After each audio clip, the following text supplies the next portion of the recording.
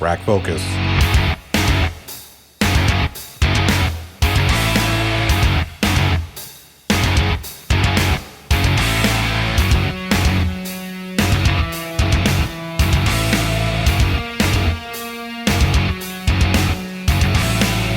Hey everybody, Gianni O from the Plot Hole here, and it's time for Unpopular Opinions, episode 14.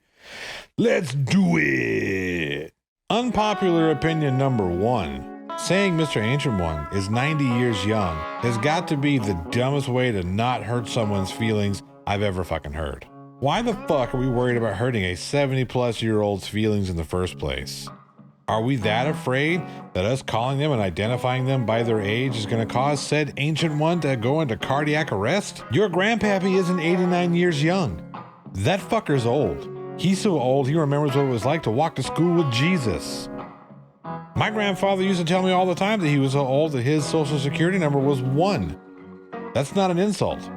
He was just old. Can we dispense with the let's not hurt the old people's feelings bullshit? Unpopular opinion number 2. I want to revisit this one because cancel culture is a shit stain on the underpants of society. And content consumption sites like YouTube, who bend to the will of cancel culture, are a cancer on free thinking society. Whatever happened to personal responsibility? Earlier tonight, during dinner with a family, my kiddos brought up some vegan teacher who tells children that they're going to go to hell if they eat meat. Stupid shit, but okay. My kids then proceed to tell me that she should be canceled. Why? She's allowed to think and express whatever stupid or intelligent thoughts that comes in her head, especially on her own channel, just as I do mine. You awesome folks deem what I have to say worth your time. Many thanks, I truly appreciate it.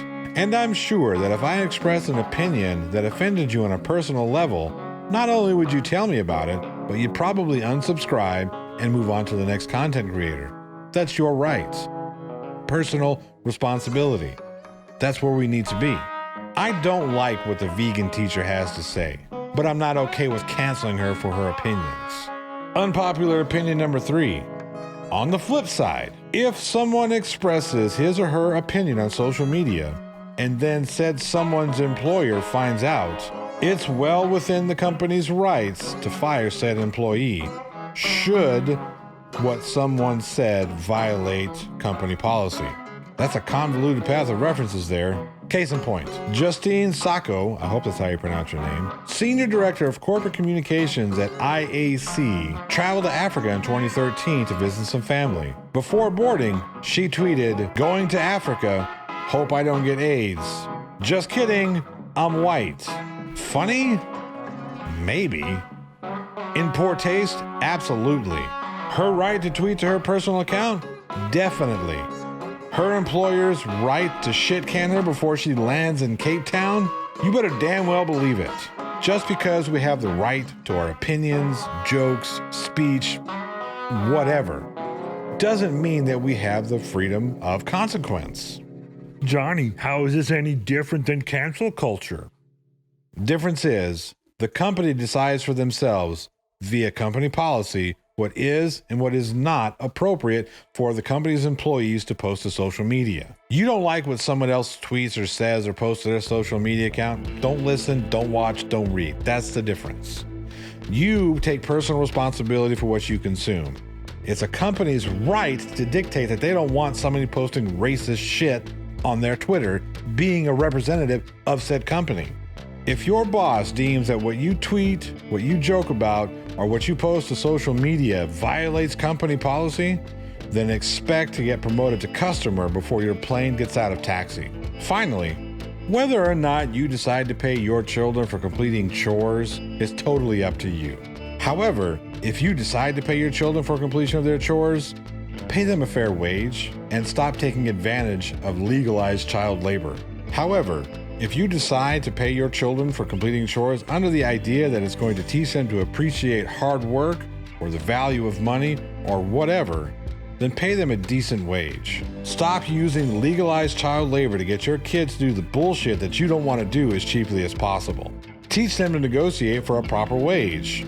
Thus, instilling that value of $1. Now, I'm not suggesting that you bend to your children's demands. I am suggesting that you teach them how to negotiate a wage that both benefits them and justifies their work. This lesson teaches them to value themselves and their work, thus cementing the value of work ethic. Furthermore, paying them a decent wage also shows that you value their contributions to the household.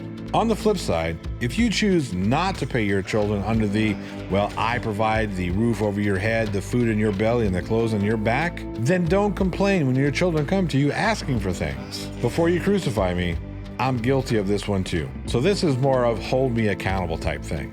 Stay with me on this. When we opt for the I pay for everything, we aren't absolved from teaching children life lessons. Yes, my wife and I pay the bills around the house, as we're supposed to. We understand work ethic, the value of $1, etc. What's my point? My wife and I have the responsibility of teaching our children why their contributions to the household are ultimately necessary, valuable, and defense us against a wage war. Growing up, my parents didn't pay me an allowance. I was expected to keep up my end of the bargain and do what I was supposed to do. I was still responsible for contributing to the household.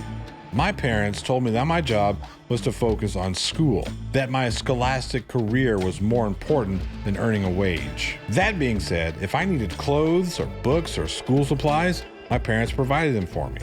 If I wanted something, my parents did the best they could to make sure that I had those wants, so long as I kept up my end of the bargain, completing schoolwork, getting good grades, applying my knowledge, etc. Now, that isn't to say that I didn't have odd jobs here and there, like mowing the neighbors' lawns or picking up trash or, whatever. Odd jobs, things to help facilitate the things that I wanted when my parents couldn't afford them.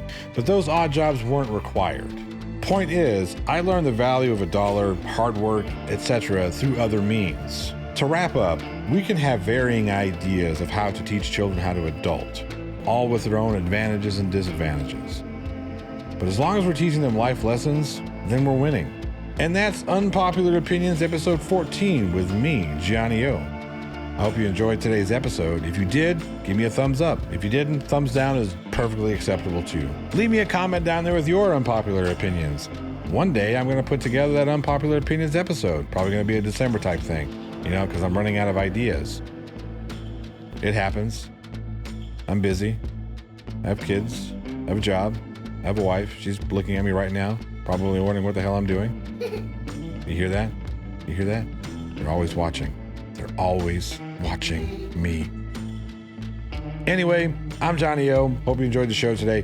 Be sure to tune in December 18th on rockmetaltalk.com.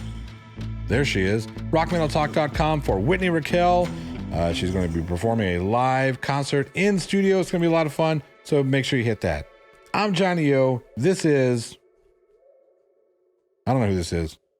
This is the mini Jesse and of the Junior. I'm Johnny O. This is my daughter. Okay, you go on. And there she goes. I'm Johnny O. And don't forget, keep your opinions unpopular, baby.